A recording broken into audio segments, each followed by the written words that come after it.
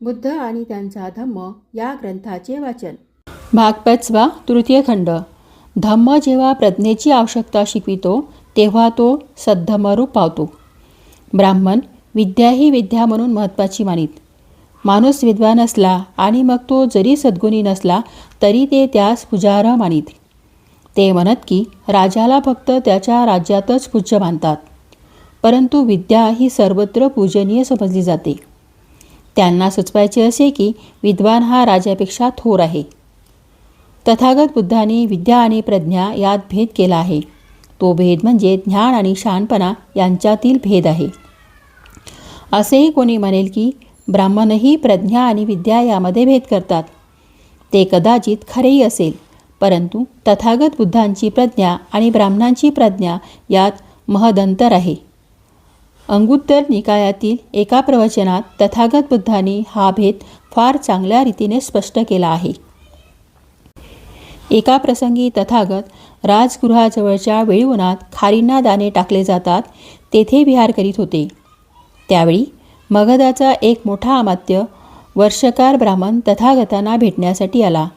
आदराने तथागतांना अभिवादन केल्यावर तो तथागतांच्या समी बसला आणि म्हणाला, श्रमण गौतमा, जेव्हा पुरुषांच्या अंगी 4 गुण असतात तेव्हा त्याला मोठा, थोर, शहाणा असे आम्ही ब्राह्मण मानतो.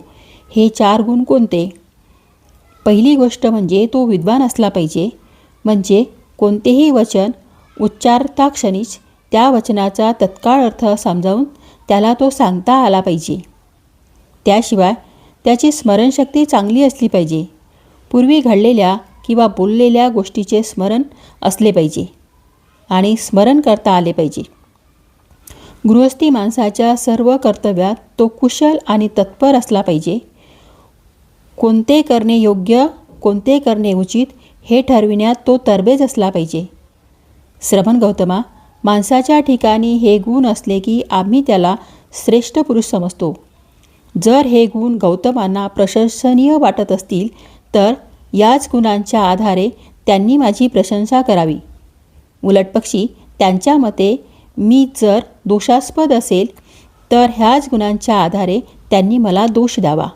ब्राह्मणा, या गुणांच्या आधारे तथागत तुझी स्तुतीही करू शकत नाही किंवा तुला दोषही देऊ शकत नाही.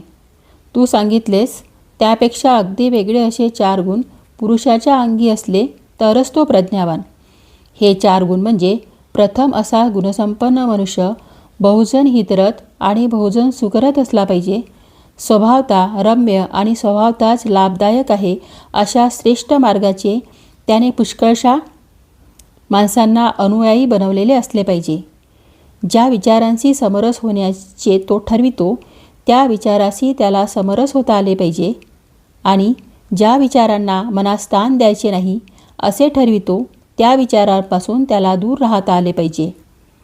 जे संकल्प तो मनात उत्पन्न व्हावे असे म्हणतो ते त्याला मनात उत्पन्न करता आले पाहिजे किंवा जे संकल्प मनातून काढण्याचे तो इच्छितो ते मनात उत्पन्न होणार नाहीत अशी खबरदारी त्याला घेता आली पाहिजे. म्हणजे विचाराबाबतीत तो स्वतःच्या मनाचा पूर्णाधिकारी असला पाहिजे. त्याप्रमाणेच लोकोत्तर विचाराशी निगडीत अशी जी 4 ध्याने त्या ध्यानावस्थेमध्ये रममान होणे या जीवनातही सुखकर आहे ती त्याला स्वेच्छेने सहजपणे विनायास साधता आली पाहिजे. तो जीवनाच्या संपूर्ण ज्ञानाने बंधनकारक अशा आसवांचा नाश करतो, अशा रीतीने चित्तविमुक्त करण्याचे ध्यान प्राप्त करतो. तसेच प्रज्ञेमुळे लाभलेल्या विमुक्तीला तो इहजन्मी विहार करतो. म्हणून हे ब्राह्मणा, नाही तू सांगितलेल्या गुणदोषाच्या आधारे तथागत तुझी स्तुती करू शकत नाही अथवा तुला दोषही देऊ शकत नाही. परंतु तथागतांनी सांगितलेले 4 गुण ज्याच्या ठिकाणी असतात त्याला मात्र तथागत प्रज्ञावान आणि थोर मनुष्य समजतो. श्रमण गौतमा, हे खरोखरच आश्चर्य आहे. किती चांगल्या रीतीने तू हे सांगितले आहेस. मी स्वतः गौतमाच्या अंगी हे 4 गुण आहेत असे मानतो. तो बहुजनाच्या हितासाठी आणि सुखासाठी झटत असतो. तो त्यांना स्वभावता सुंदर आहे आणि हितकारक आहे हे दाखविणाऱ्या आर्या मार्गात आणून सोडतो. खरोखर गौतम हा ज्या विचारावर आपले चित्त एकाग्र करावे असे ठरवितो त्यावर तो आपले चित्त एकाग्र करू शकतो. तो आपल्या विचारांचा स्वामी आहे. खरोखर गौतम हा इच्छेनुसार 4 ध्यानावस्था प्राप्त करू शकतो. खरोखर तो आसवनाशाने आपले अंतःकरण विमुक्त करतो. ही विमुक्ती तो प्रज्ञेने साधतो आणि त्या स्थितीत तो सदैव राहतो. या ठिकाणी तथागत बुद्धांची प्रज्ञा आणि ब्राह्मणांची प्रज्ञा यातील भेद अगदी स्पष्ट शब्दात केला आहे. या ठिकाणी तथागत बुद्ध प्रज्ञेला अधिक महत्त्वाची का मानतो हे त्याने स्पष्ट केले आहे. धम्माला सद्धम्मरूप प्राप्त व्हावयाला धम्माने मैत्रीला उत्तेजन दिले पाहिजे. केवळ प्रज्ञा ही पुरेशी नसून तिच्या समवेत शीलही असले पाहिजे. असे धम्म जेव्हा शिकवितो तेव्हाच तो सद्धम्मरूप पावतो. प्रज्ञा ही आवश्यक आहे, परंतु शील त्यापेक्षा अधिक आवश्यक आहे. शीलाशिवाय प्रज्ञा भयकारक आहे. केवळ प्रज्ञा ही भयकारक आहे. प्रज्ञा ही माणसाच्या हातातील तलवारीसारखी आहे. शीलवान माणसाच्या हाती दुसऱ्याला वाचविण्यासाठी प्रज्ञेचा उपयोग केला जाईल, परंतु शीलरहित माणसाच्या हातून प्रज्ञेचा उपयोग हत्या करण्यासाठी होईल. म्हणूनच शील हे प्रज्ञेपेक्षा महत्त्वाचे आहे.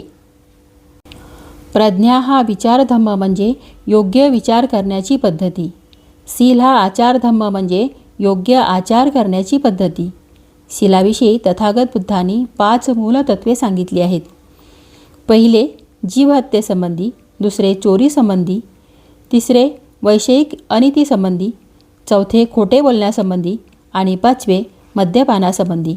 आणि ह्यापैकी प्रत्येकासंबंधाने तथागत बुद्धांनी असे सांगितले आहे की हत्या करू नये, चोरी करू नये, खोटे बोलू नये, वैषयिक अनिती करू नये आणि मद्यपान करू नये. बुद्धाने प्रज्ञेपेक्षा शीलाला महत्त्व का दिले आहे याचे कारण स्पष्ट आहे. ज्ञानाचा उपयोग माणसाच्या शीलावर अवलंबून आहे. शीलाशिवाय ज्ञान मूल्यहीन आहे असे तथागत एके ठिकाणी म्हणतात. दुसऱ्या ठिकाणी तथागत म्हणतात शीलासमान या जगात दुसरे काही नाही. शील हा प्रारंभ आणि शेवट आहे. सर्व कल्याणाचे तो उगमस्थान आहे. सर्व चांगल्या अवस्थातील ती सर्वोत्तम अवस्था आहे. म्हणून आपले शील शुद्ध करा.